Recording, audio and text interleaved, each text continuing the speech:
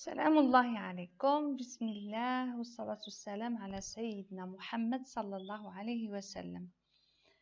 جمعت لكم شوية هكذا تقويمات من الفيسبوك، قسم يعني في الفيسبوك. حبيت نشوفوا مع بعضنا أبيبري هكذا كيفاش نتاع السنة الثانية ابتدائي نتاع الرياضيات واللغة العربية. نشوفوا مع بعضنا ونعطيكم بعض الأفكار هكذا كيفاش يسهل عليهم الحل. لاحظوا، ننتقل مباشرة بدون إطالة. التمرين الأول: رتب الأعداد التالية من الأصغر إلى الأكبر. عندنا هنايا دايما الفكرة كيفاش تقولي للتلميذ الفكرة كيفاه. نشوف دائما نقول ما هو أصغر عدد من بين هذه الأعداد. هو 7، نحطوه هنا نفاصيوه، نقوم بمحي هذا الجزء، ثم نطرح نفس السؤال. شوفوا، نغطيو هذا الجزء. نفس السؤال: ما هو أصغر عدد من بين الأعداد الموجودة؟ هو 13. بنفس الطريقة نقوم بنزع هذا الرقم. ثم نفس السؤال: ما هو أصغر عدد بين الأعداد الموجودة؟ هو 19. ثم ما هو أصغر عدد من بين الأعداد الموجودة؟ هو 20. وهكذا، يعني نفس السؤال يطرح. لأنه لاحظت أنا بعض التلاميذ أنهم لما تقول لهم رتب من الأصغر إلى الأكبر، خصوصا تاع السنة الأولى ابتدائي، يعني تختلط عليهم شوية الأمور. يقول لك 7 يزيد 13 يزيد 20، يبدا يتخلط شوية. لكن كي تعطيه الفكرة هذه يحطها في راسه، انت شوف ما هو أصغر عدد في الأعداد من بين الأعداد الموجودة، ومن بعد يقوم بمحيه، يفاسي هكذا، يغطي عليه، ثم يزيد يطرح نفس السؤال. يعتبر أن التمرين كأنه غير كيما بدا. ما هو أصغر عدد في الأعداد من بين هذه الأعداد الموجودة؟ هو 13. وهكذا. هنا هذه هي الفكرة نتاع ترتيب الأعداد. ولما نقوله تصاعديا أو تنازليا، أيضا الفكرة تاعه هو تصاعديا.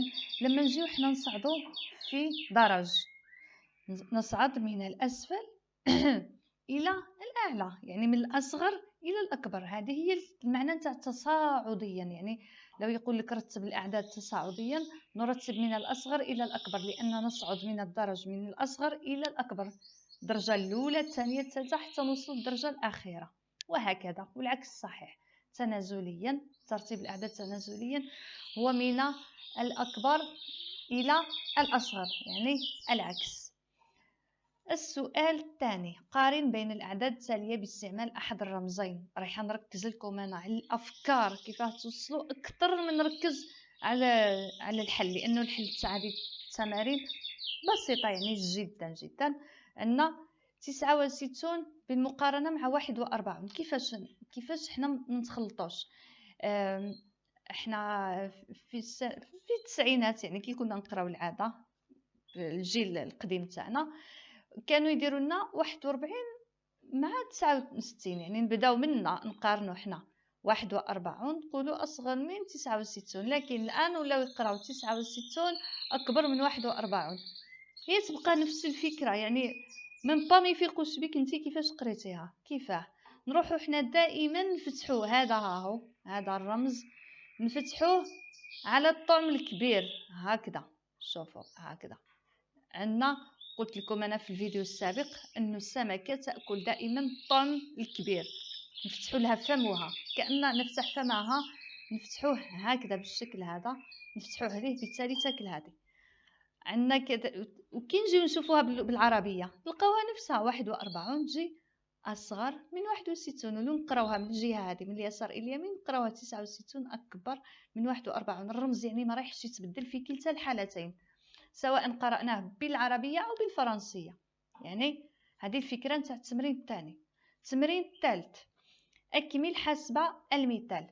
69 يساوي، هاو المثال تاعنا 45 يساوي 10 زائد 10 زائد 10 زائد 10 زائد 5. هنا فككنا بالعشرات وضفنا الوحدة الواحدة. حنا نروحو فقط نقولوا انه نحسبوا شحال 10 كاين. 4 عشرات. هاي كي نروحو نتأكدو نلقاوها صح. شوف 10 20 30 40 هنايا 45. وبالتالي هذه 29 10 زائد 10 زائد 9 معناتها 29. هذه هي الفكرة الثانية. نحسبو شحال هنايا، نحسبو شحال 10 ونحطوها هنا. هذه مثلا 50 كيفاه ما فيهاش الوحدات، نديرو 10 زائد 10 زائد 10 زائد 10 زائد 10 5 عشرات. فرضا انهم دي فوا يديروا لنا دي بياج، يحطوا زائد ويحطوا هنا. من بعد التلميذ يحير يقول لك كاينين هنايا 5 عشرات فقط، علاه زاد دار لنا زائد حاجه؟ حتى شيء، يدير هو زائد صفر لانه الوحدات هو صفر. هذه هي الفكره الثالثه في هذا التمرين، في هذا الواجب. ان هذه أكمل. واش الحاجة اللي تنبهوا ولادكم ليها من هنا؟ هنايا دايرينهم مرتبين. لاحظوا نتوما أول حاجة، لاحظوا هكذا، عطيو النظرة العامة. هنايا كاين وحدات عشرات وحدات عشرات وحدات عشرات وحدات عشرات وحدات عشرات وحدات عشرات. أحيانا في بعض التمارين هما يديروا من العشرات ومن الوحدات، لازم ينتبه. هذه هي الفكرة اللي تزيد عندنا. بالتالي سهل الحل. هنايا 8 وحدات و2 عشرات وهكذا. وهنايا هذه 10 وحدات 10 0 وحدات و1 عشرات. وفكك المجاميع حسب المثال.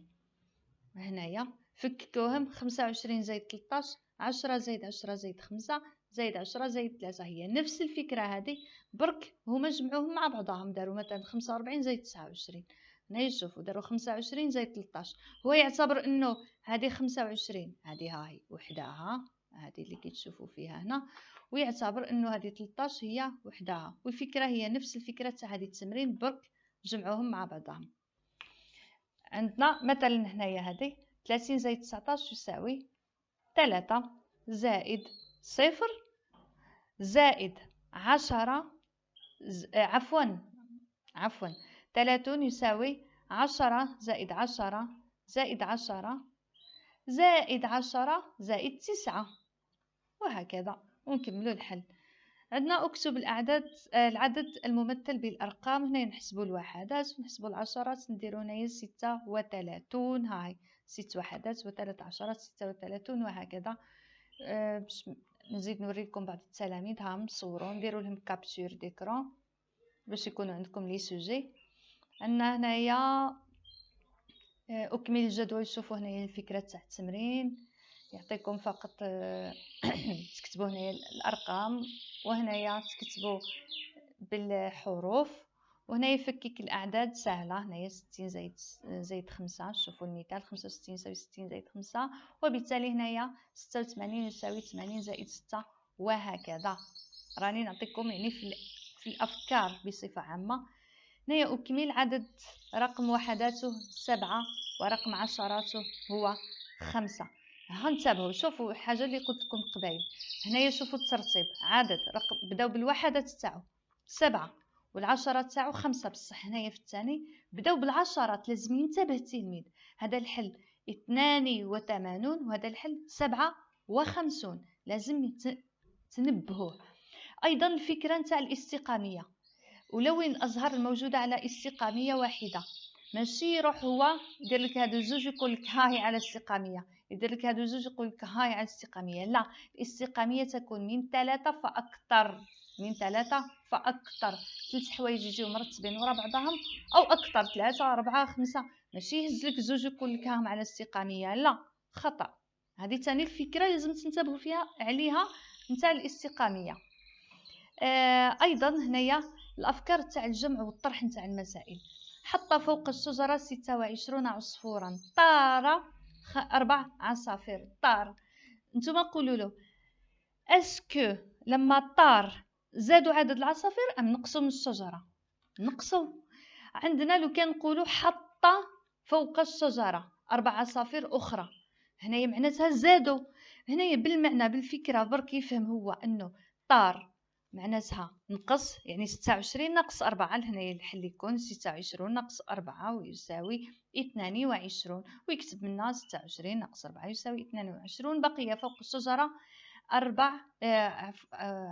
22 عصفورا. ولو كان مثلا التمرين حط